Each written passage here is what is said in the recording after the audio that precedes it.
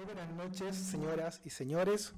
Damos comienzo a la actividad de hoy saludando a las autoridades que nos acompañan. Saludamos a la señora Soledad Torres Castro, Serenísima Gran Maestra de la Gran Logia Femenina de Chile, al señor Nelson Núñez Apey, Gran Tesorero, en representación del Gran Maestro de la Gran Logia de Chile, al señor Cristian Cerón Prieto, Secretario Regional Ministerial Metropolitano del Ministerio de las Culturas, las Artes y el Patrimonio, en representación de la titular de la cartera, señorita Carolina Arredondo Marzán, y a Jenny Cavalieri, Gran Bibliotecaria de la Gran Logia Femenina de Chile. También muchas gracias por estar con nosotros y naturalmente también a todos ustedes. Con la actividad de esta noche, la Corporación Letras Laicas inaugura su ciclo de actividades en celebración de los 80 años del Premio Nobel de la Literatura otorgado a la poeta Gabriela Mistral, exhibiendo un video que recoge fragmentos de los agradecimientos de la literata al recibir el galardón en Estocolmo.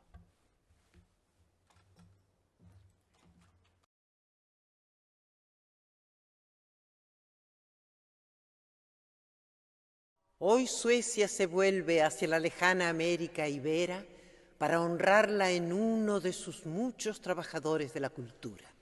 El espíritu universalista de Alfredo Nobel estaría contento de incluir en el radio de su obra protectora de la vida cultural al hemisferio sur del continente americano, tan poco y mal conocido.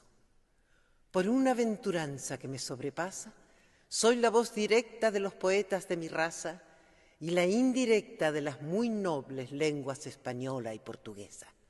Ambas se alegran de haber sido invitadas al convivio de la vida nórdica, toda ella asistida por su folclore y su poesía milenarios.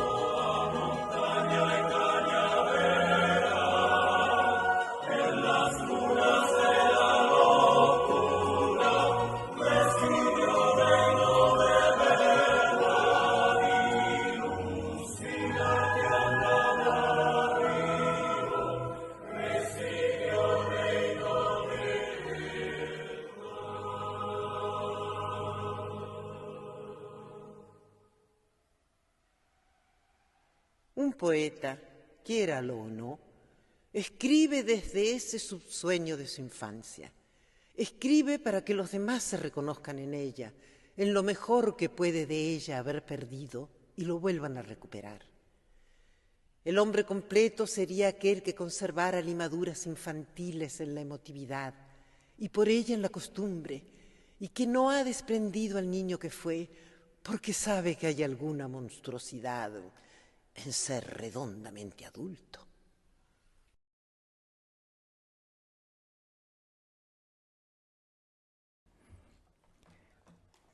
El 7 de junio del año pasado, el Estado de Chile declaró hoy, el 7 de abril, como el Día de Gabriela Mistral. Para la Corporación Letras Laicas, por lo tanto, es un honor sumarse a las muchas iniciativas que en estas horas se han estado desarrollando en nuestro país para celebrar el natalicio de nuestra Premio Nobel.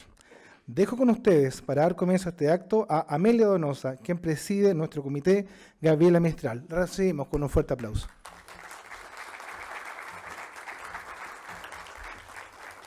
Buenas tardes. ¿Qué es Letras Laicas? Somos una organización que reúne a mujeres y hombres libres pensadores que comparten la convicción que desde las letras, la literatura y la educación se contribuye a que la sociedad que habitamos tenga mejores oportunidades y que éstas lleguen a cada rincón de este país. Letras Laicas la forman mujeres y hombres que habitan desde Atacama a Coyhaique. Compartirles que como Letras Laicas hoy damos inicio a una serie de actividades para conmemorar los 80 años del Nobel de Literatura de Gabriela Mistral. Hoy, En el natalicio de la Premio Nobel inauguramos con esta clase magistral. El viernes 11 de abril, 2 integrantes de nuestra agrupación, Marina Alvarado y Manuel Romo, serán los expositores principales de la exposición Gabriela Mistral, la iniciada, actividad que se realizará en la 5ª región Viña del Mar. En junio, contaremos con la presencia desde la 4ª región con 2 destacados estudiosos de Mistral, oportunidad para conocer aspectos fascinantes de nuestra Premio Nobel. En agosto, realizaremos en el Museo Gabriela Mistral de Vicuña una jornada sobre Gabriela y el valor de la educación. En octubre, se publicará un libro que reunirá ensayos sobre Gabriela Mistral escritos por miembros de Letras Laicas, destacados escritores y librepensadores. Libro que abordará la multifacética y excepcional vida de nuestra Gabriela Mistral. Libro que ya está siendo editado por 2 integrantes de Letras Laicas, la doctora en literatura Marina Alvarado y el investigador de la Gran Logia Manuel Romo. Como Letras Laicas y por la convicción compartida de la excepcionalidad de nuestra poeta, hoy celebramos, recordamos y traemos al presente todo lo que ella representó y representará para futuras generaciones. Gabriela Mistral, mujer excepcional y multifacética, no solo nos dejó sus obras, nos dejó enseñanzas que hoy recogemos. Por ello, como Letras Laicas salimos a disputar los espacios donde hay ignorancia para poner conocimiento. Disputamos los espacios donde hay falta de sensatez para instalar reflexión. Disputamos los espacios de las malas prácticas para instalar buenas formas de hacer las cosas. Disputamos los espacios del individualismo para instalar el trabajo colectivo y reconocimiento de todos los talentos. ¿Y por qué esto en nombre de Gabriela Mistral? Se preguntarán. Porque ella lo dijo. Donde haya que plantar un árbol, plántalo. Donde haya que mover un obstáculo, hazlo tú. Donde hay que servir, sirve tú. Y nosotros, como Letras Laicas, honramos estas enseñanzas promoviendo la cultura, las letras nacionales y universales y disputando los espacios que sean necesarios para llevar ciencia, cultura y trabajo, pilares fundamentales que definen la libertad humana.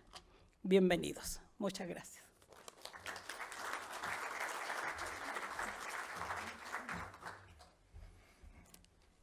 Gracias, Amelia, por tus palabras. Como se ha señalado, tenemos la convicción de promover cultura y traer al presente la obra y figura de nuestra Gabriela Mistral. Por ello, para Letras Laicas es un honor inaugurar este ciclo de actividades con una conferencia de uno de los más grandes estudiosos de la literatura nacional, el profesor Naín Nómez. Presentará al expositor nuestra consocia, doctora Marina Alvarado Cornejo, a quien dejo con la palabra y le pido la recibamos con un caluroso aplauso.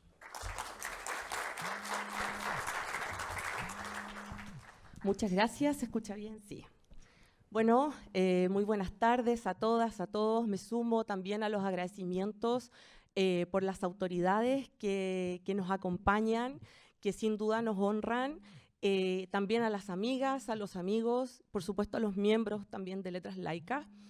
Y para mí, tanto desde lo académico como desde lo personal, esta es una instancia tremendamente valiosa. Hoy poder compartir este espacio, este proscenio con el profesor Naín Nómez, no solamente representa el honor por cuanto la trayectoria académica de él, sino también porque estoy aquí con ustedes en gran medida por él y por sus enseñanzas. Así que solo decirles que espero disfrutemos muchísimo esta conferencia sobre Gabriela Mistral.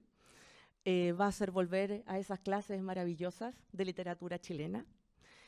Y ahora, yendo a la parte más formal también de la presentación, comentarles que el doctor Naín Nómez es un académico que obtuvo ese grado por la Universidad de Toronto, Canadá. Es académico emérito por la Universidad de Santiago de Chile. Allí hizo clases hasta hace muy poco en pregrado, también en el magíster en literatura y también en el doctorado del Instituto de Estudios Avanzados de la misma institución. Sus temas de investigación son poesía chilena y latinoamericana, especialmente uno de los artistas, escritores que con mayor fuerza él ha profundizado a través de sus trabajos, sus publicaciones, es Pablo de Roca, pero también destacan enormemente las antologías publicadas por LOM y también por el Fondo Cultura Económica, tanto sobre la literatura chilena como también distintos poetas, varones y mujeres latinoamericanos. Así que, como bien ya lo dijeron mis antecesores en esta presentación, esta no podía ser mejor forma de comenzar nuestras celebraciones en torno a Gabriela Mistral. Así que, sin más, los dejo ya con el profesor Nain Nómez. Muchas gracias. Un aplauso, por favor, para él.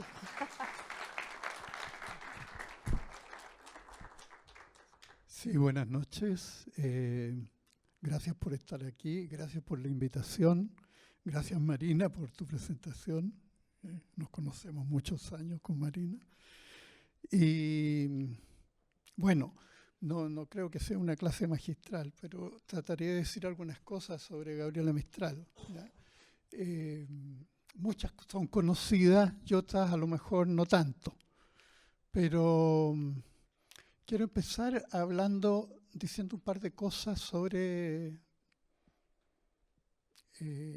más que sobre Mistral, obviamente, pero ¿por qué celebrar a Gabriela Mistral? ¿Por qué celebrar la poesía?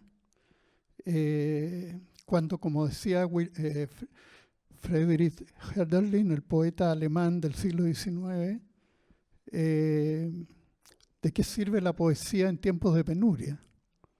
¿Ya? Ya en ese tiempo se decía eso. Y vivimos tiempos de penuria, ¿no? Entonces es importante saber por qué puede ser importante todavía la poesía. Que está en retirada, ¿no? Frente a todo lo que son los medios digitales, frente a lo telegráfico que es el celular y todo lo que usamos, cada vez leemos menos. Leemos menos en el sentido de leer. ¿Ya? Porque uno puede leer mensajes, pero en realidad no está leyendo, ¿ya? Está solo informándose. Pero bueno, como el ser humano es un ser de lenguaje, la poesía existe desde que existe el lenguaje. Es decir, el ser humano intentó explicarse el mundo a través de la poesía. Hizo metáfora, ¿ya? Y por lo tanto, cuando dijo Zeus truena, por ejemplo, y inventó algún tipo de dios, al mismo tiempo lo que hizo fue un poema. O cuando trató de explicarse el mundo a través del animismo, a través de la vida de los árboles, a través de las montañas. Mistral en ese sentido es una continuadora de eso. Porque Mistral trabaja con los mitos y trabaja con el animismo y trabaja, digamos, fundamentalmente con la naturaleza. Entonces, la poesía probablemente nunca va a dejar de existir, aunque se mantenga un poquito entre bastidores. Eso para empezar. Bueno, sigo ahora con Mistral. Mistral es un personaje raro. ¿Por qué? ¿Por qué es un personaje raro? Porque su poesía es una de las fundamentales dentro de la poesía chilena, latinoamericana y mundial. Y sin embargo es muy poco conocida. Lo que más se conoce de Mistral son como ciertas cosas que suenan al oído porque alguna vez a uno se lo recitaron cuando niño. Pero la verdad es que se habla mucho de Mistral y como suele ocurrir con los escritores, y especialmente con los poetas, se habla mucho de la biografía de Mistral, ¿ya? Y todo el mundo habla de Neruda y la biografía de Neruda, la biografía de Roca, la biografía de Huidobro. Pero ¿qué es la poesía de estos poetas? ¿Quién ha leído efectivamente la poesía? ¿Ya? Y en el caso de Mistral esto se suma, es al cuadrado, se multiplica. ¿Quién ha leído efectivamente la poesía de Gabriela Mistral? ¿Ya? Y cuando digo leído, leído. ¿Ya? Porque uno puede pasar por las páginas, puede pasar por las palabras, pero uno no sabe si efectivamente... Y no hablo de comprensión, porque la poesía difícilmente se entiende siempre. La poesía habla en muchos sentidos, es muy ambigua. Por eso, insisto, trabaja con la metáfora y la imagen. Entonces, no es llegar y leer poesía. Como decían los románticos alemanes, es el más difícil de los lenguajes. Y además aquí estoy citando a Martin Heidegger, el filósofo alemán. ¿Ya? Es el más difícil de los lenguajes. Tal vez solo comparable al lenguaje matemático. ¿Ya? Y en ese sentido no es fácil leer poesía. Es mucho más fácil leer un cuento, leer una historia, leer un relato. Entonces, siendo un lenguaje que efectivamente está en el origen del lenguaje, sin embargo, cada vez lo leemos menos, cada vez leemos menos poesía. Bueno, vuelvo a Mistral. A Mistral se le conoce fundamentalmente por la biografía y se le conoce fundamentalmente como educadora. ¿Ya? Es decir, ¿por qué pasó eso? Primero, porque vivió a comienzos del siglo XX. ¿Ya? Y a comienzos del siglo XX la situación de las mujeres no es la que tiene hoy día. ¿Ya? Eso por un lado. Por otro lado, vivió casi toda su vida en el extranjero. Y en Chile, cuando uno vive en el extranjero, nadie lo conoce. O cuando se va al extranjero tampoco. ¿Ya? Este es un país que de memoria es corta. Entonces, en ese sentido, Mistral desapareció el mapa. Y cuando apareció fue porque la invitó el gobierno de México como educadora, porque después se hizo reconocida en el ámbito diplomático, ¿ya? Y eso fue lo que sabíamos de Gabriela Mistral, con excepción de su primer libro, ¿ya? Que es Desolación, que parte de eso fue parte del famoso premio de los Juegos Florales del año 1914, con los sonetos de la muerte, y eso fue lo que se conocía. Pero Desolación mismo se publicó en México, no se publicó en Chile, en 1922. Entonces, Gabriela Mistral pasó a ser la nimita educadora, ¿ya? Pasó a ser la mujer que no se casó, la mujer que no tuvo hijo, etcétera. ¿Ya? Todo eso son parte de los mitos de Gabriela Mistral. Y eso opacó, obviamente, su obra poética, que además se publicó, como dije, fundamentalmente en el extranjero. Bueno,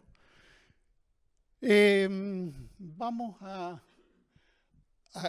esto, porque si no, no voy a terminar nunca. Perdón, pasa por favor el anterior, que quiero fijarme en el título. El primero. Ahí, eso, gracias. Poeta campesina y vanguardista. Ahí, así la veo yo. ¿Ya? Campesina, porque su poesía trabaja fundamentalmente el habla campesina. Hay una oralidad enorme en la poesía de Mistral, y para mí ese elemento que parece anacrónico, arcaico, dentro de lo que podríamos llamar la poesía de las vanguardias. La poesía de las vanguardias es una poesía que mira hacia adelante, hacia el futuro. De ahí que el futurismo sea uno de sus movimientos más importantes. Y el futurismo se fija en el avión, el automóvil, la locomotora. Por ahí va el futurismo. Sin embargo, en Mistral no hay nada de eso. Entonces, ¿no es vanguardista? Bueno, casi nadie la tilda de vanguardista, yo sí. ¿Ya?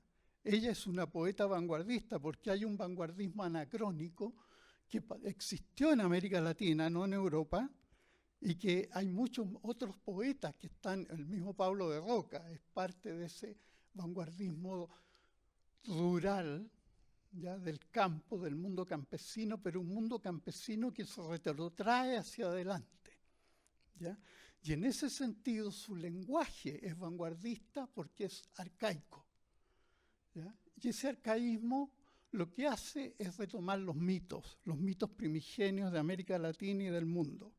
Y eso aparece enormemente en la poesía de Gabriela Mistral, como lo vamos a ver después. Entonces, es una contradicción la manera como se puede presentar Gabriela Mistral, porque es campesina, pero también es vanguardista. ¿Ya? Y vanguardia no es solo lo que viene del futuro, vanguardia es también cuando rescatamos el pasado. cuando rescatamos los lenguajes perdidos, ¿ya? No solo los lenguajes nuevos, sino los que también están allí en la tradición y que son sumamente importantes. Entonces, en ese sentido, parto con ese título, ¿ya? Por favor, el otro. Bueno, aquí voy a hablar un poco de la biografía para recordar, algunos de ustedes probablemente van a recordar cosas y otras que a lo mejor tampoco están todavía tan claras. Entonces, tenemos una Mistral cuyo nombre real es Lucila Godoy Alcayaga, como se sabe, que nació en Vicuña en 1889 y que muere en Nueva York en 1957. Me voy a poner acá atrás mejor. Está bien. Gracias. Para que se pueda ver. Eso. Ok, a los 18 años ya enseña en la Escuela Rural de la Cantera. Toda esta historia de la biografía de Mistral, tiene dos sentidos, ¿ya? Para que nos pongamos un poco de acuerdo. Un sentido es que los poetas, más que los narradores, tienen relación con su biografía, siempre. No son su biografía, ojo, ¿ya? El poeta no es el que está en los poemas. El poeta está en los poemas, pero está a través de un sujeto, está a través de un hablante, ¿ya? No es que esté hablando la poeta en los poemas, ¿ya? La poeta inventa un sujeto, un personaje, una escena, que es el poema, que es lo mismo que hace el narrador, con la diferencia que el narrador se distancia más, y todo lo que hace el narrador está más lejos, porque cuenta historias. Pero los poetas, por el hecho de que la poesía habla desde la subjetividad, tienen presencia en el poema, ¿ya? Pero no son el personaje del poema. Eso hay que dejarlo claro, porque si no, no se entiende la poesía Mistral. No se entendería, ¿ya? Entonces, ¿por qué cuento la historia de su vida o de su biografía? Primero porque es importante, porque ella es una persona que asciende meteóricamente en el mundo del capitalismo latinoamericano, que permite ese ascenso, ¿ya? Si ella hubiera vivido en un periodo anterior, a lo mejor no lo habría podido hacer, como pasó con muchas mujeres que vivieron en la época medieval o vivieron en épocas posteriores y nunca se supo de ella. Pintora, escritora, música, etc. ¿Ya? Pero el capitalismo permite eso. ¿Por qué? Porque el capitalismo saca a la mujer del mundo privado y la pone en el mundo público. Necesita mano de obra, necesita gente que trabaje, ¿ya? Y eso permite que haya un acceso para las mujeres, ¿ya? Y además el aparato de Estado crece, ¿ya? Hay una administración enorme porque el capitalismo crece, ¿ya? Y eso significa, por lo tanto, que necesitamos más Estado, necesitamos escuela, necesitamos ejército, necesitamos miles de cosas. Y ahí también tienen un papel las mujeres. Entonces, la historia de Gabriela Mistral es meteórica, y fue meteórica gracias a que se fue de Chile, ¿ya? Porque si se hubiera quedado en Chile, la habrían reprimido o le habrían dicho la Gaby, como le decían algunos cuando volvió a Chile en algún momento.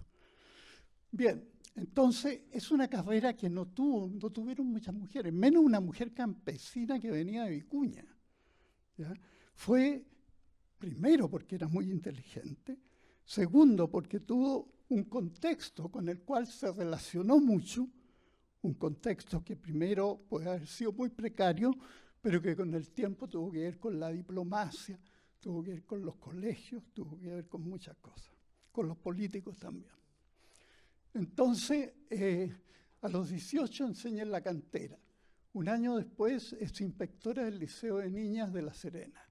En 1909 es maestra en la Escuela de los Cerrillos y en 1910 se titula como profesor en la Escuela Normal. Es una carrera muy rápida, ¿eh? Es profesor en varias ciudades, Antofagasta, Los Andes y Punta Arenas. En 1914, primer premio en los Juegos Florales de Santiago por Los Sonetos de la Muerte, que es su primer gran texto. Se conocen 3 sonetos, pero son 9. Los 3 que ganaron los Juegos Florales. Esos son los primeros. Vamos a hablar de eso inmediatamente. Por favor. Pedro Aguirre Cerda, como ministro de Educación, la nombra profesora de castellano por decreto en 1918. En los años siguientes trabaja en varios colegios del país. En 1922 invitada por el escritor José Vasconcelos, mexicano, a México para colaborar en la reforma educacional de ese país. Ese mismo año publica su primer libro, Desolación. Ese libro lo publica en México, ¿ya? No en Chile. En 1923 publica Lecturas para Mujeres, también en México, y en Madrid, Ternura, en 1924. En 1925 vuelve a Chile y como reconocimiento es jubilada a los 36 años. Ojo. ¿Ya? El otro, por favor.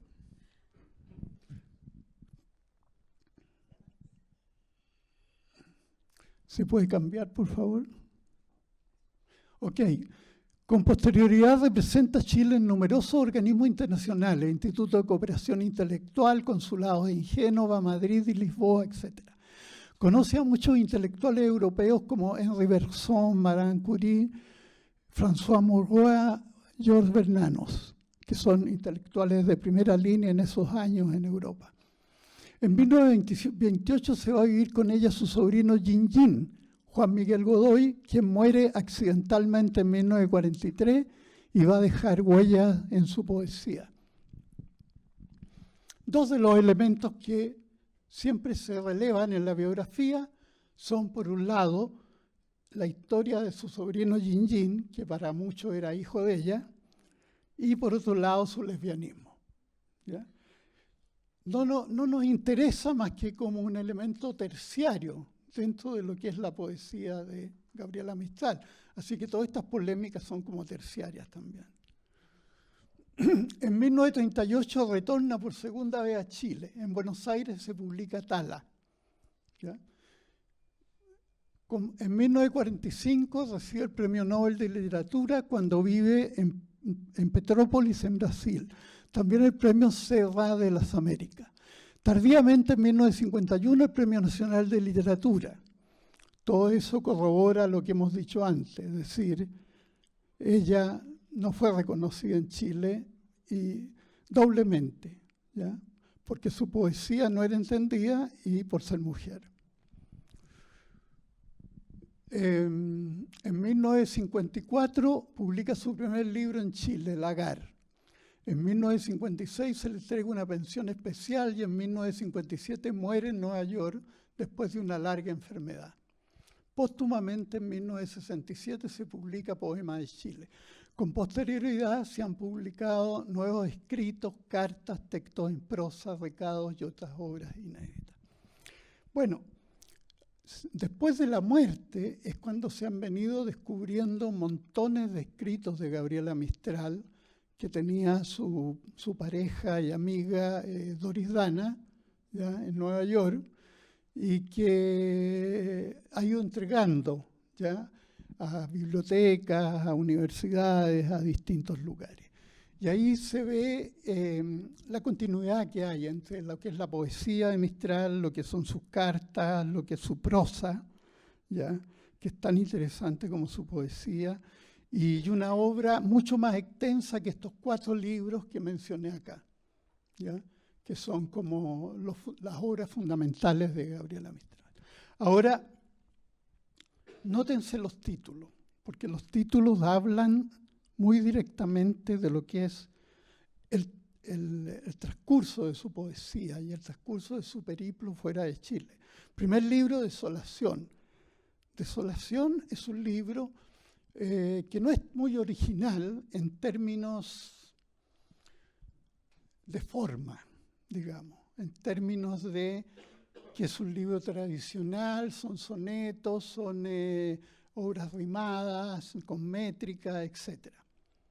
La originalidad de este libro, que es modernista y romántico, ¿ya? Que obedece, digamos, a movimientos anteriores a la época de Mistral, la originalidad está en la fuerza que tienen estos poemas y en lo que dicen los poemas de desolación. Pero desolación es también el momento que la poeta vive en su propia vida, el dolor, la desolación, la soledad. Más que el dolor, yo diría la soledad.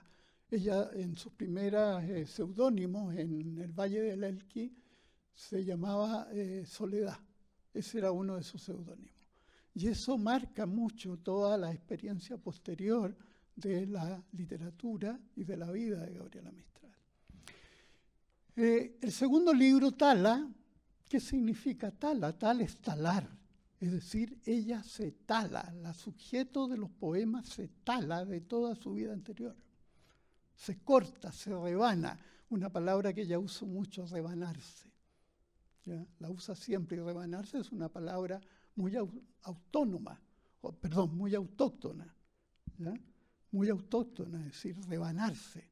¿Ya? Es como la palabra sosegada, que ella la usa mucho. Sosegada, estar sosegada, sosiégate. ¿Ya? ¿Por qué sosegada? Porque a las mujeres se les dice que tienen que estar sosegadas. ¿Ya? Es parte del sistema cultural. Bueno, y después viene Lagar. Y Lagar es la producción, Lagar es la fertilización. ¿Ya? Ese es después de la tala viene el lagar. ¿Ya? Después que se taló de todo, viene esta sobrevivencia, esta forma nueva de vida, este fruto. ¿Ya? Ahí, y Lagar es un libro más complejo. ¿Ya? Es probablemente un libro que todavía los hermeneutas y exégetas de la literatura siguen tratando de entender, ¿ya? El libro Lagar. Bueno, filiaciones poéticas y contexto social, muy breve esto. ¿Ya? Hay grandes cambios en los derechos de las mujeres en el siglo XIX en Europa y Estados Unidos. Faltó estados ahí. A lo mejor ya no son estados. Que repercuten en América Latina, en lo político y lo social, pero también en lo cultural. En Chile, el auge del capitalismo y la modernización se manifiesta en la educación estatal, el surgimiento de las capas medias, la alfabetización y los nuevos medios de comunicación, por ejemplo, los diarios, la radio, el telégrafo. El liberalismo incorpora a las mujeres a la fuerza de trabajo, ¿ya? Algo que dije un poco antes. En 1854, Manuel Montt crea la primera escuela de preceptoras. La educación femenina empieza a impulsarse a partir de 1874. La otra, por favor. En 1877 pueden cursar estudios superiores. Aparecen en Valparaíso las primeras sociedades femeninas, especialmente de carácter obrero. En 1905 aparece el primer periódico dirigido por una mujer, La Alborada. Todo este es el contexto en el cual se crea la infancia y la adolescencia de Gabriela Mistral. ¿Ya? Eso es lo importante que tiene todo esto en función de la vida de ella en Chile. Con la visita a Chile de Belén de Zárraga, que era una española, que era bastante puntúa, digamos, en 1913 se produce una explosión feminista que escandalizó a la sociedad chilena. Con ella se formaron los centros de estudios sociales que ayudaron a la creación de otras organizaciones de mujeres. Recién en 1925 se concedieron a las mujeres derechos familiares y patrimoniales. En 1934 el derecho a sufragio municipal y en 1949 el derecho a sufragio universal. Ese es el contexto de Gabriela Mistral. Ahora, en México yo creo que estaban un poquito más avanzados con todo esto, ¿ya? Y esa fue la razón por la cual ella pudo hacer todo un trabajo educacional en México, ¿ya? Antes de convertirse, digamos, en una persona que estuvo metida ¿cómo se llama?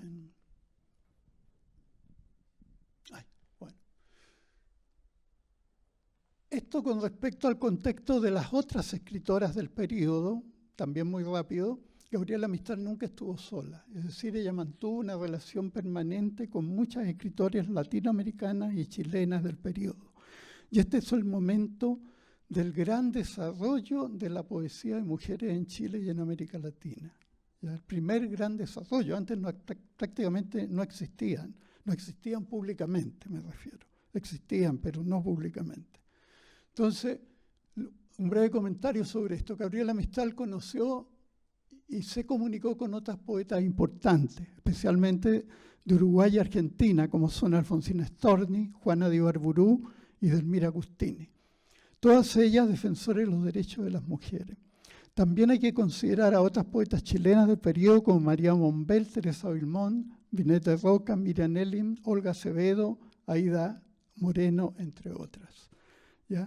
Ahí hay cartas, hay un montón de relaciones que ellas mantienen, se invitan mutuamente y eso ya conforma un núcleo de mujeres intelectuales que va a ser sumamente importante para todo lo que venga durante todo el siglo XX y lo que llevamos del siglo XXI.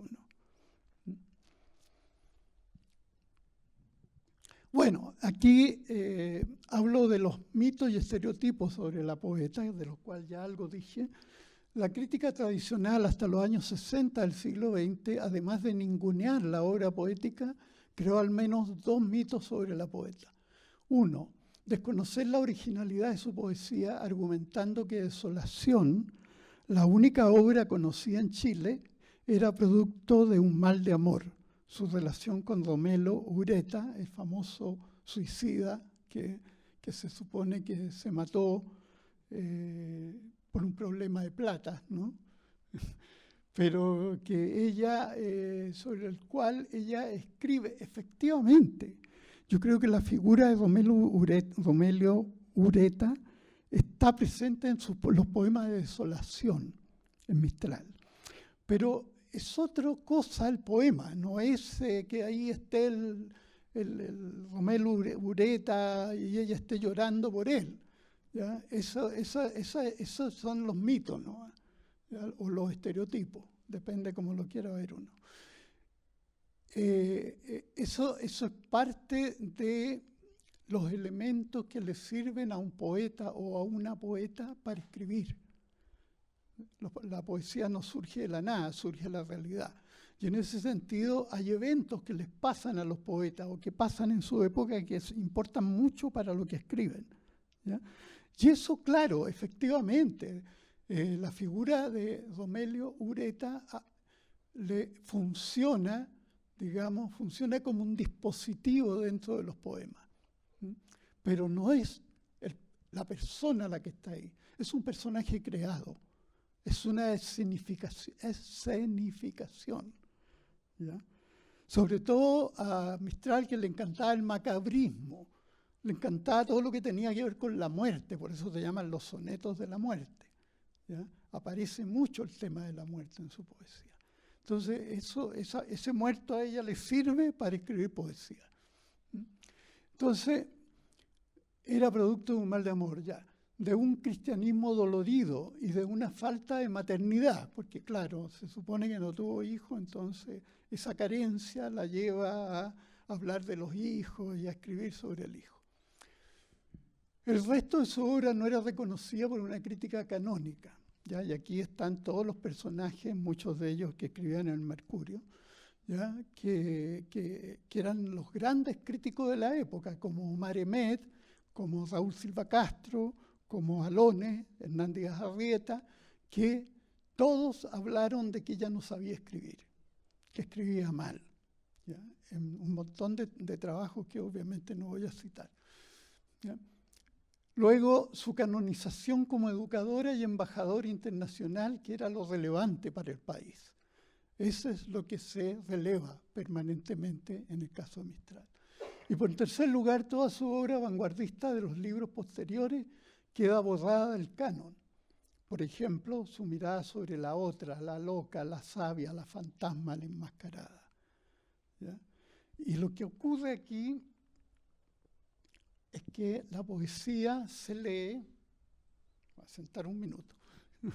La poesía se lee directamente, linealmente, y la poesía nunca se puede leer linealmente. La poesía siempre tiene muchas lecturas, ¿ya? Y en la medida que pasa el tiempo, los poemas no se pierden, los poemas siguen hablando con este lenguaje multívoco que tienen. Entonces cada uno, como lector activo, tiene que leer también de manera distinta los poemas. Y en la época en que vivió Mistral, se leía su poesía siempre relacionada con una realidad directa, ¿ya? Se leía de esa manera. Y efectivamente los poemas hablaban también de eso, pero hablaban de muchas otras cosas, ¿ya? Y esta especie de contradicción que hay permanentemente en la poesía Mistral es la que cuesta leer. Cuesta incluso más que otros poetas hombres. Cuesta mucho leer, sobre todo en la medida que van pasando sus libros. Desolación es más directo, pero nunca tanto. Se los voy a mostrar con un poema. Pero ya está Lagarde, que eran estos personajes de medio en fuga que aparecían en su poesía. La otra, ¿quién es la otra? No es como el tango, ¿no? ¿Ya? No es como el tango, donde la otra es la madre, ¿ya? La otra aquí es la otra que está dentro de uno y contra la cual se combate permanentemente o se rechaza o se integra. La otra son los hombres del hombre, decía Eduardo Vargas. Es decir, los otros yos que existen y que coexisten dentro de uno, ¿ya? Y esa que a veces era la fantasma, porque Mistral siempre fue un fantasma.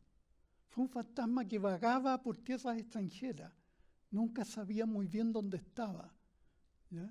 Y ese era un personaje fantasmal.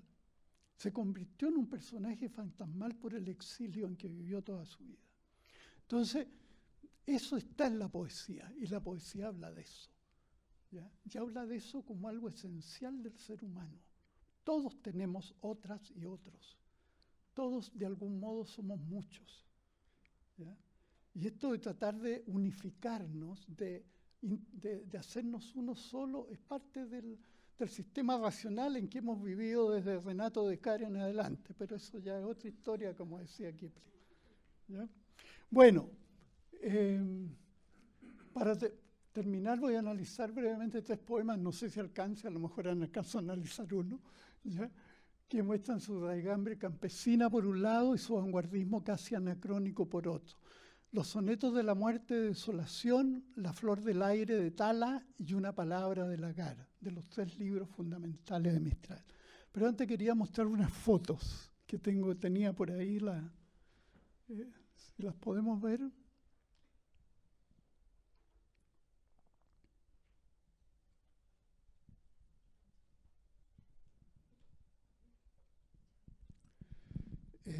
La primera foto, que si es que aparece, la primera foto es hasta al revés. Bueno, ¿se podrá dar vuelta? No. ¿Ah? Están todas dadas vueltas. Allá.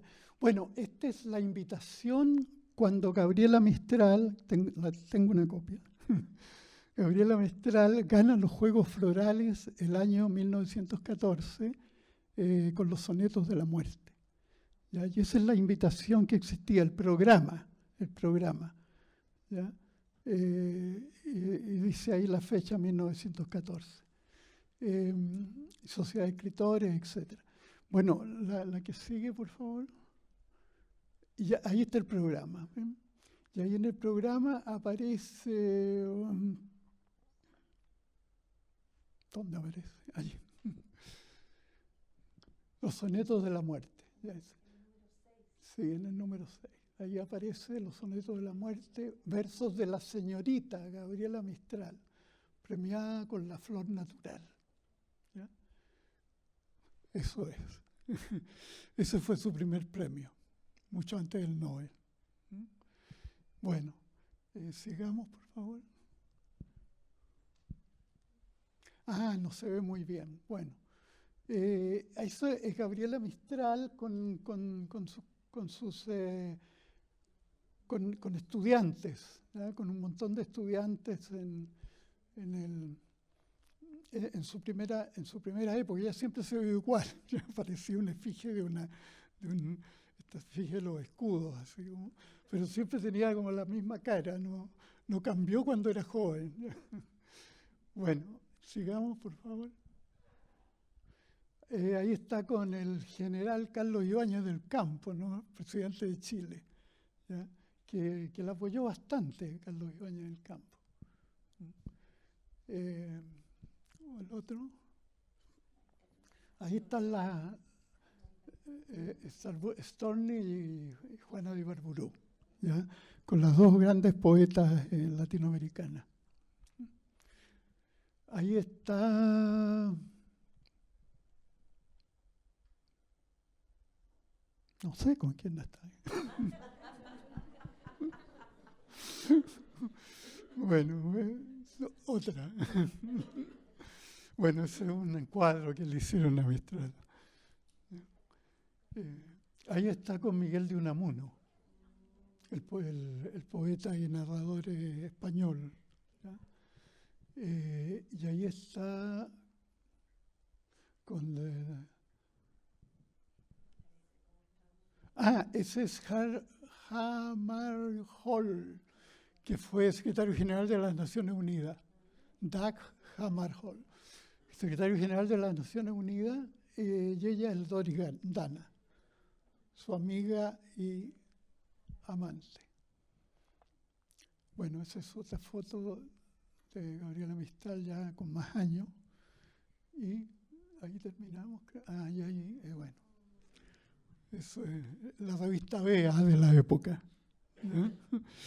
Que pone la foto de la muerte. Bueno, por lo menos voy a hablar un poco de los sonetos de la muerte y creo que con eso ya terminamos. Porque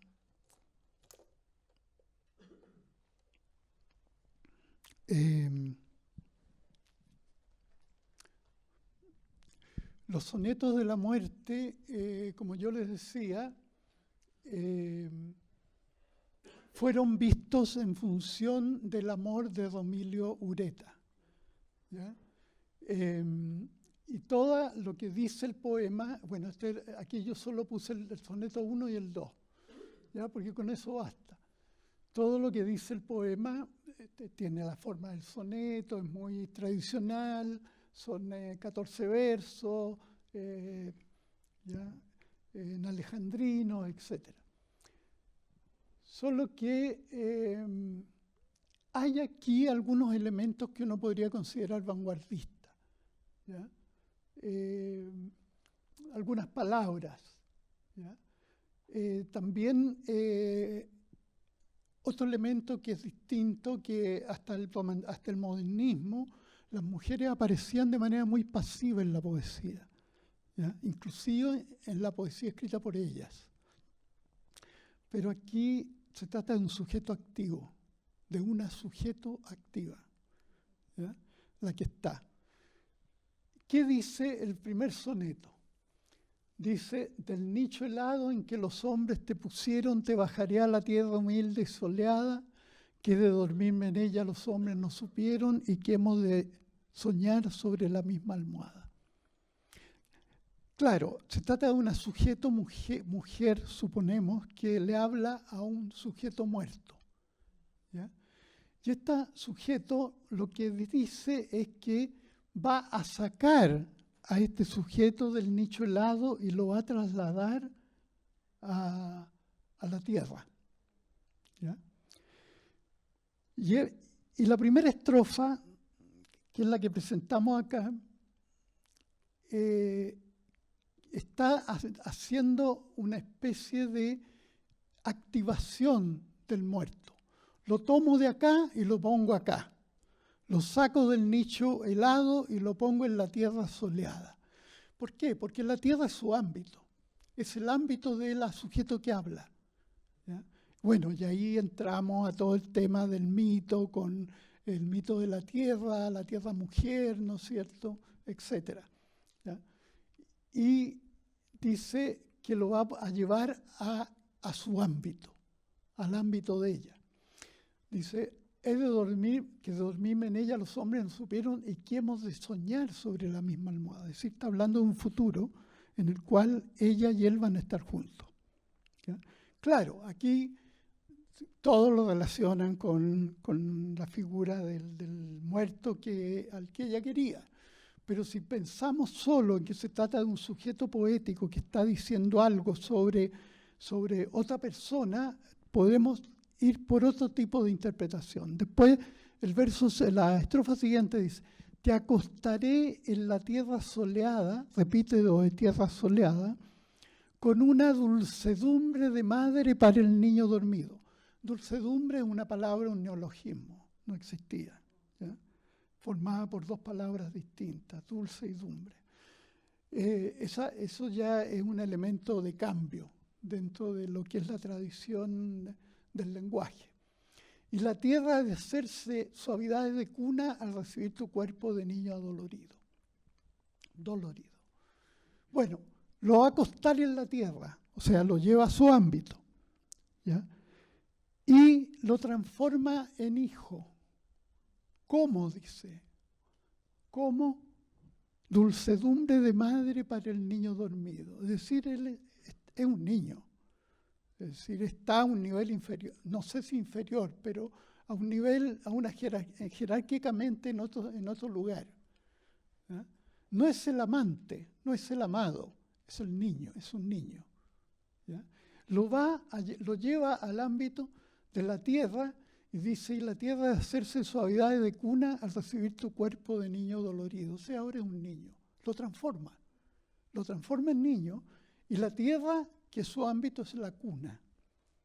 ¿Ya? Y termina el soneto diciendo, luego eres polvoreando tierra y polvo de rosas, y en la azulada y leve polvareda de luna, los despojos livianos irán quedando presos. Me alejaré cantando mis venganzas hermosas, porque este hondor recóndito, la mano de ninguna bajará a disputarme tu puñado de hueso. Transforma esta cuna con el niño, lo transforma en una especie de ceremonia nupcial, espolvoreando tierra y polvo de rosas. Eso es como una celebración con el muerto. ¿Ya? Una celebración con el muerto. Y en la sudada y leve polvareda de luna, los despojos livianos irán quedando presos. Es una celebración, una boda con el muerto, ahora que el muerto ya no puede hacer mal, ¿ya? Lo lleva a la tierra, lo transforma en niño y se casa con él. ¿Ya? Y lo deja preso. ¿Ya? Lo deja preso, es decir, no solamente lo transforma en niño, sino que él ya no se libra de ella. ¿Ya? Ya no se libra de ella. Me alejaré cantando mis venganzas hermosas, porque este hondor recóndito, la mano de ninguna bajará a disputarme tu puñado. O sea, feliz, contenta, vengativa. Se venga del muerto, que la traicionó, y a la vez nadie le va a disputar los huesos allí. ¿Ya? Este sujeto es el sujeto mistraliano, ¿ya? En este libro, que es su primer libro. Es un sujeto un poquito terrible, ¿ya? En ese sentido. ¿Ya? Y el segundo soneto dice lo mismo, solo que va diciendo otras cosas. Por ejemplo, este largo cansancio se hará mayor un día y el alma dirá al cuerpo que no quiere seguir. Bueno, uno dice, una persona de esa edad ya cansada de todo, es terrible lo que le pasa a este sujeto. ¿Ya? Si uno la relaciona con la biografía, ¿ya? Es terrible, este largo cansancio será mayor un día. Es decir, ya está pensando en la muerte. ¿Ya? Ya está pensando en la muerte. ¿Mm? El alma le va a decir al cuerpo que no quiere seguir. Arrastrando su masa por la rosada vía por donde van los hombres contentos de vivir. Los hombres van contentos, las mujeres no. ¿Mm? Las mujeres no. Sentirás que a tu lado cava hambriosamente. Aquí está muerta, la sujeto está muerta. ¿Ya? Que otra dormida llega a la quieta ciudad. Se esperaré que me hayan cubierto totalmente y después hablaremos por una eternidad. ¿Quién llega? El que llega es el otro. O la otra. Es un poco ambiguo porque habla de un masculino, pero puede ser un femenino. Solo entonces sabrás, una vez que llega y se convierte también en muerto, donde está ella, solo entonces sabrás el por qué no madura para las hondas huesas tu carne todavía. Tuviste que bajar sin fatiga a dormir. Se hará luz en la zona de los sinos oscura, sabrás que en nuestra alianza signo de astros había, y roto el pacto enorme tenías que morir. Ese último verso es el que, digamos, ilumina todo el poema. ¿Ya? Roto el pacto enorme tenías que morir. El traidor se tenía que morir y tenía que llegar allí y ella lo va a tener ahí para siempre. ¿Ya? Pero lo más importante es que lo transforma en niño. No voy a seguir con desolación, pero muchos poemas de desolación hablan de que los hombres son traidores, ¿ya? Y que la única manera que se pueden mantener al lado de la sujeto es como niños. Es como niños, porque como niños todavía no traicionan. ¿Ya? Bueno, hay una visión sumamente fuerte para una mujer de 1910-1920. ¿Ya? Esta es una poesía terrorífica que se va a acentuar después con otros poemas posteriores. Pero quiero, a propósito solo me voy a quedar en desolación, no voy a seguir porque ya los voy a latear mucho, pero me voy a quedar en desolación y voy a leer un fragmento de otro poema que además se llama Poema del Hijo. Es decir, uno podría pensar, una loa a los hijos, es una cosa fantástica, ¿ya? Pero voy a leer un fragmento que lo tengo aquí.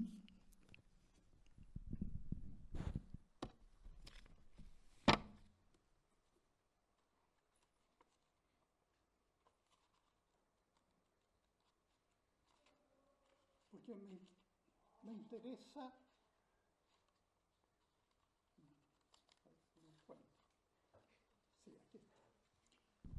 Me interesa cerrar esto que acabo de decir para que no se entienda que es algo aislado. Esto está concatenado con una serie de otros poemas dentro del libro Desolación. Y este poema, el hijo tiene dos partes. Una parte muy celebratoria donde dice, un hijo, yo quise un hijo tuyo y mío allá en los días del éxtasis ardiente. Ya, con esos dos versos ya sabemos lo que está diciendo.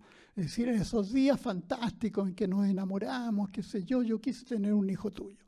Eso da como para cualquier soap ópera o cualquier, digamos, serie de televisión, ¿no es cierto?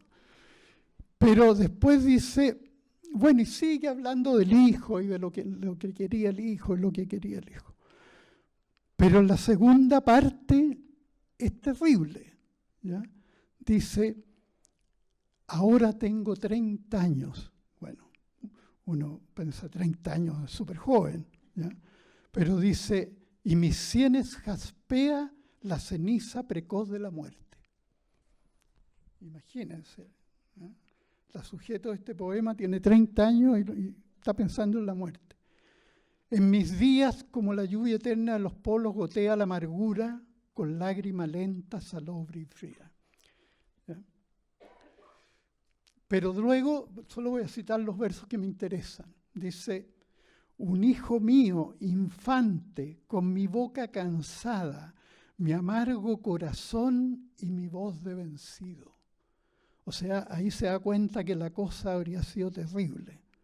¿Ya? Haber tenido un hijo con todos esos elementos que ella tiene, que la sujeto tiene.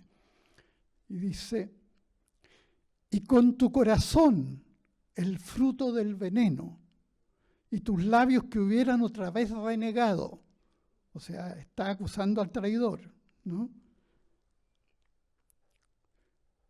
40 lunas él no durmiera en mi seno, que solo por ser tuyo me hubiera abandonado. Es decir, estás pensando que un hijo, cuando crece, va a abandonar. ¿Ya? No solo a ella, va a abandonar a cualquier mujer. Y luego, más adelante, dice, y el horror de que un día con la boca quemante de rencor me dijera lo que dije a mi padre. ¿Por qué ha de ser fecunda tu carne sollozante si se hincharon de néctar los pechos de mi madre? O sea, ella ya le dijo a su padre lo mismo que está pensando ahora. Pero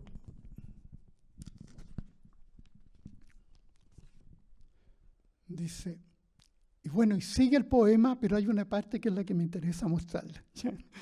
Cuando ella habla de, bendice el no tener hijos. Toda esta historia de la maternidad que se le ha hecho es puro mito, ¿no? Dice, bendito pecho mío en que a mis gentes hundo,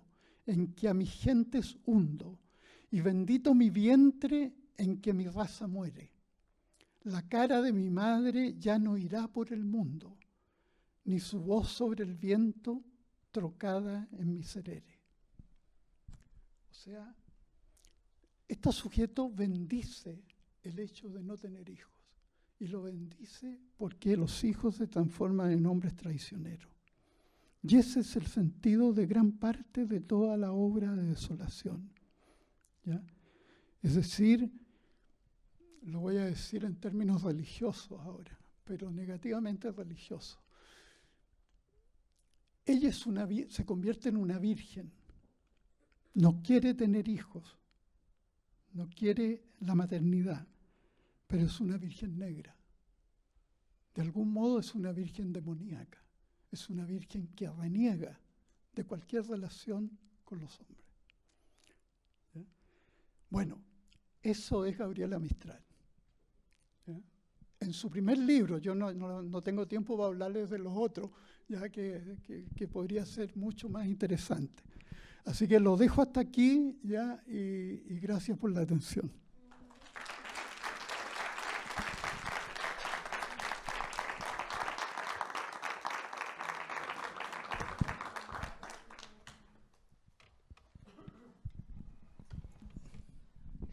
Sí, estamos todos con cara de ¿por qué no siguió? Vamos a tener que hacer una parte 2. Sí, no somos las únicas las que estábamos adelante, haber terminado con Tala y Lagar.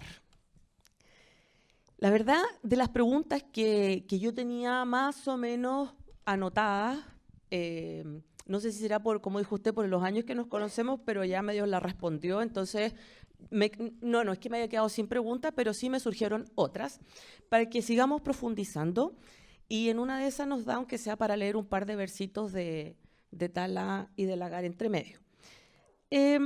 Pero vamos a comenzar con, también usted mencionaba las polémicas a propósito, ¿cierto? El cuestionamiento que se ha hecho de su construcción de género, de su vida amorosa, sexual, etcétera, que al final del día no viene a aportar principalmente, ¿cierto?, en lo que refiere a la producción poética, literaria de Mistral.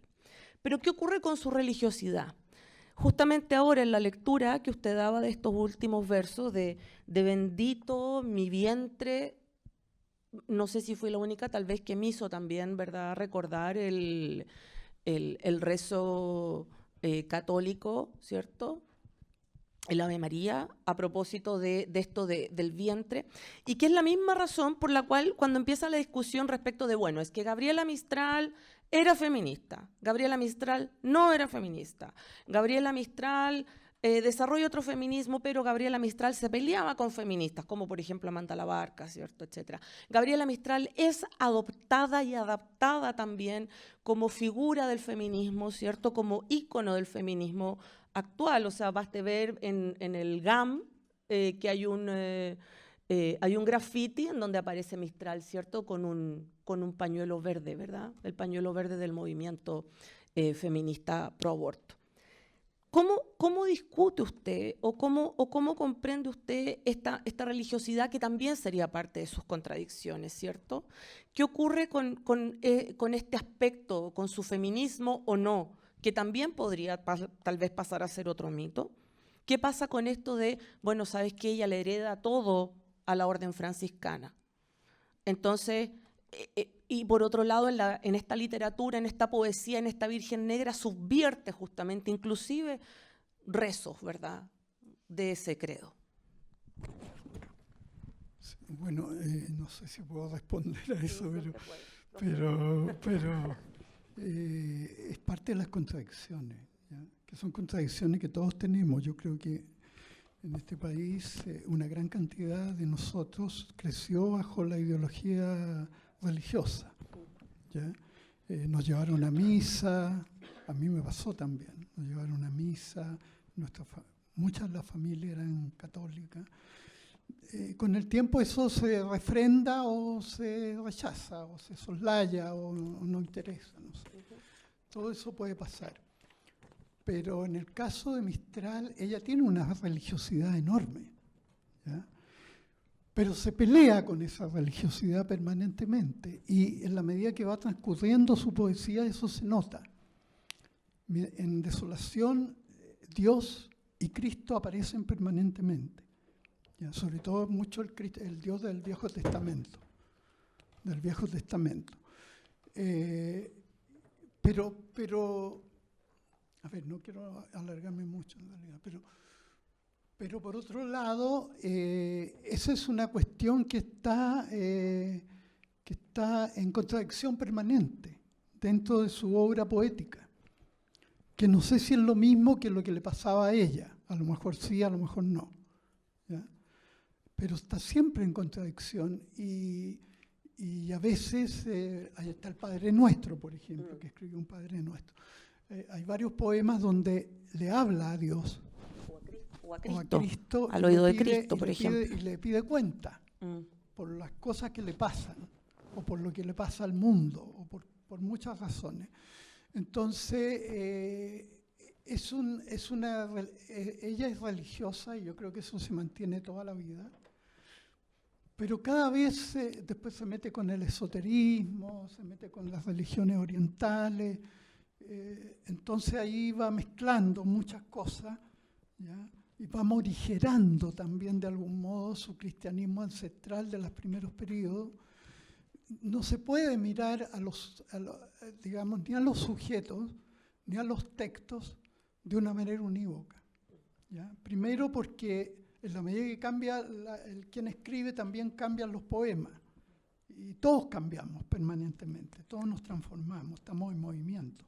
Entonces, esa tendencia que tenemos a fijar todo, ¿ya?, que es nuestra tendencia racionalista, no existe en la realidad, ¿ya? No existe en la realidad. Puede ser importante, puede ser válida, todo lo que queramos, pero no existe. No somos seres unívocos, ¿ya? Entonces, en Mistral pasa eso de que, y esos poemas son terribles, porque en el fondo está criticando, digamos, un elemento tan sagrado desde el punto de vista religioso como la maternidad, ¿ya? Entonces, después se acentúa más.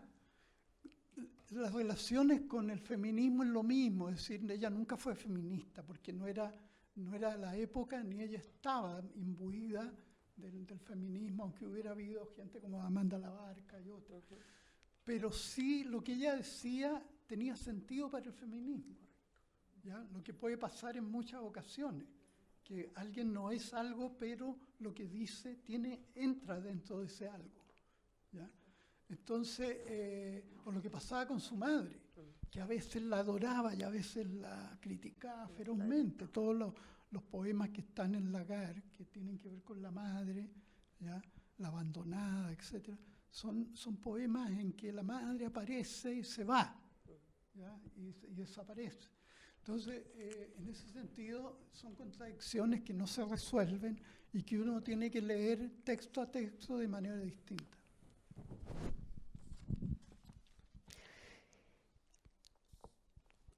¿Cuánto nos queda? 10 minutitos, ya, súper.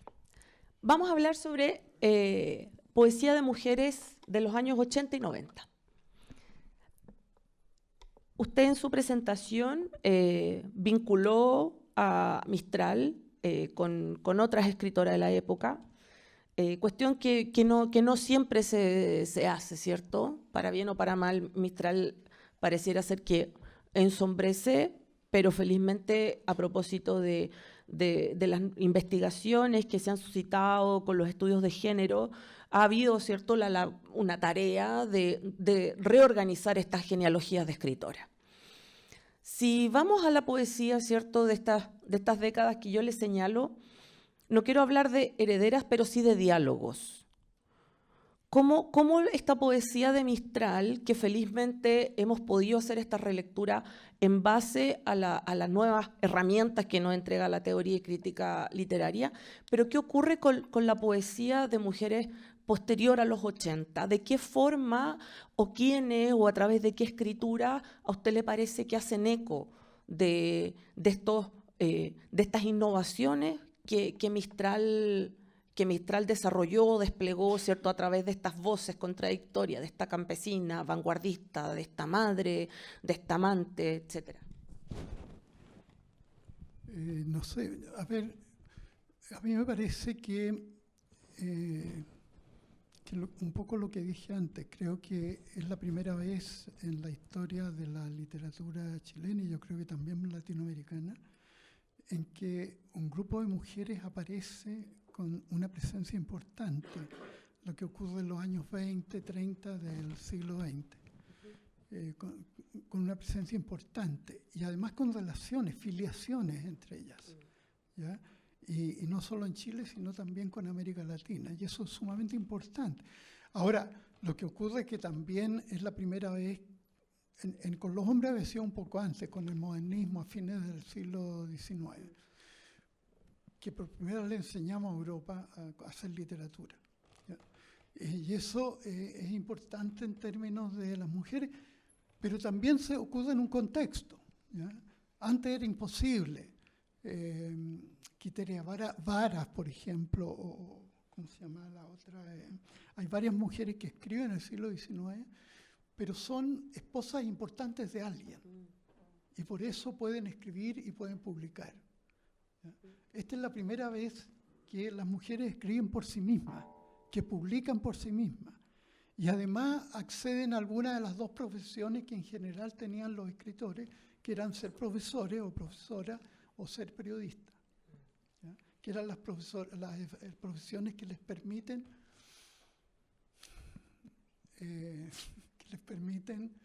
no ser improductivos, como les decían los burgueses de la época, porque los escritores eran improductivos, no producían.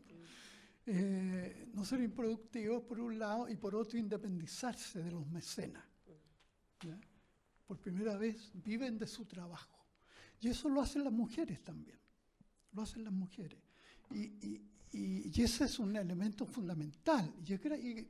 Para bien o para mal es gracias al capitalismo. ¿Ya? Para bien o para mal es gracias al capitalismo.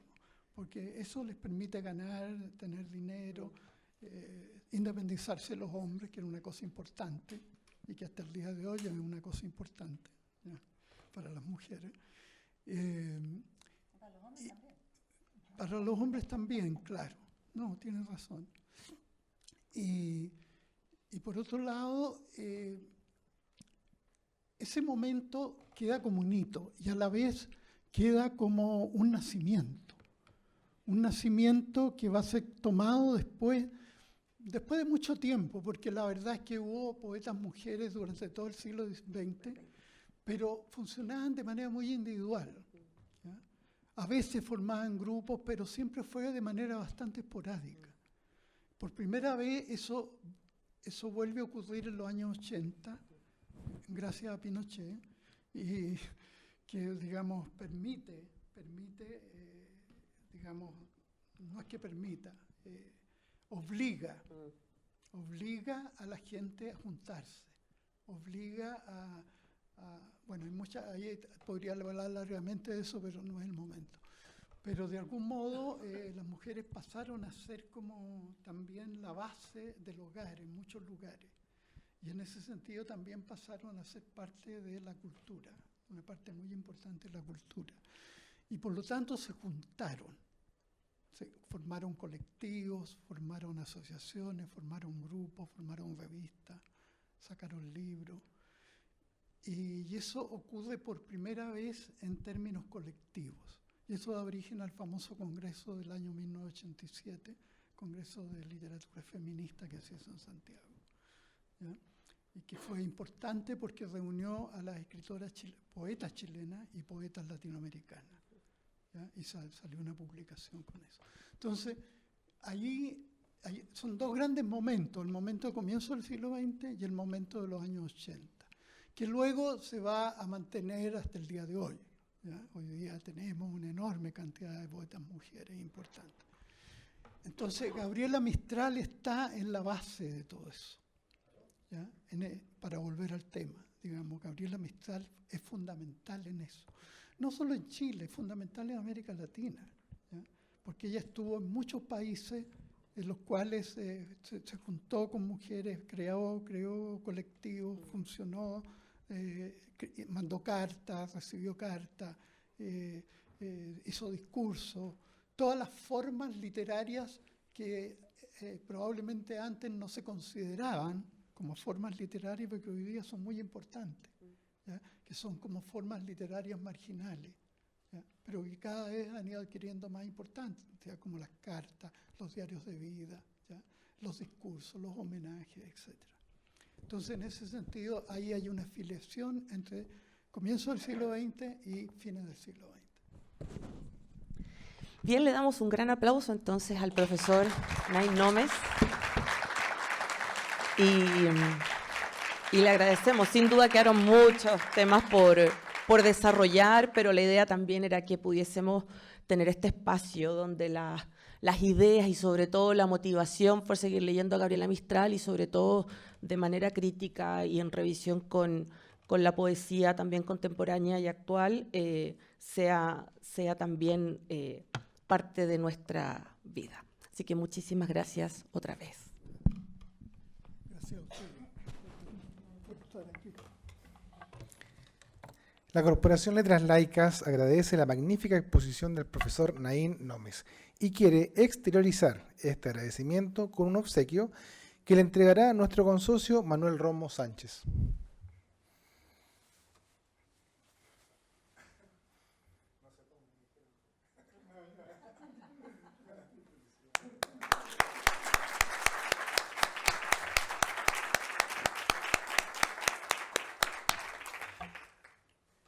Muchas gracias, Manuel. Finalmente, el presidente de Letras Laicas, Roberto Rivera Vicencio, ha querido sumarse a este acto desde el extranjero, con un breve saludo que veremos a continuación.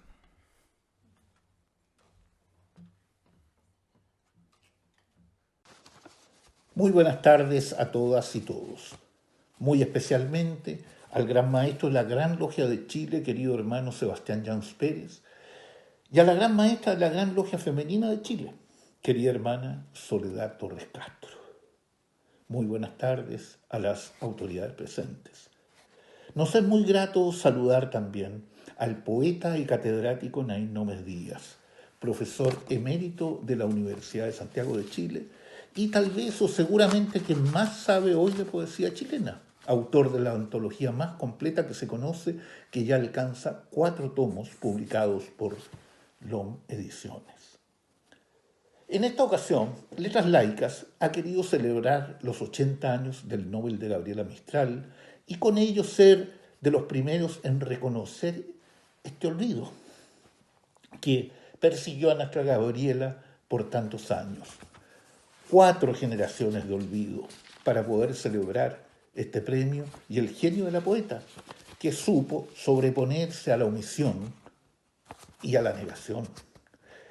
Y desde su poesía, desde su quehacer siempre poético, para estar hoy entre nosotros, más viva que nunca, obligándonos a tenerla presente en su día, ganado a despecho de nuestros despectivos eruditos, a 80 años de ese nicho oscuro en que la pereza intelectual de la patria la tuvo cautiva, para imponerse una vez más a fuerza de talento y poesía. Hoy estamos aquí con Gabriela y celebremos, celebremos.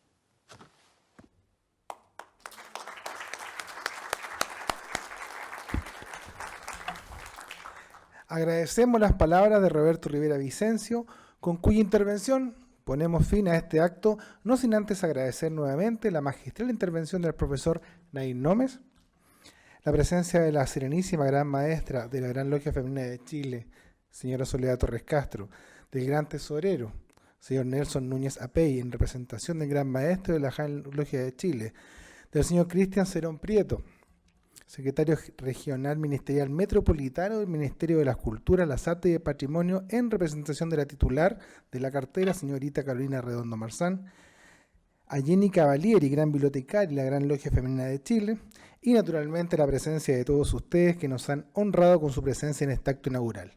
A todos ustedes buenas noches y muchas gracias.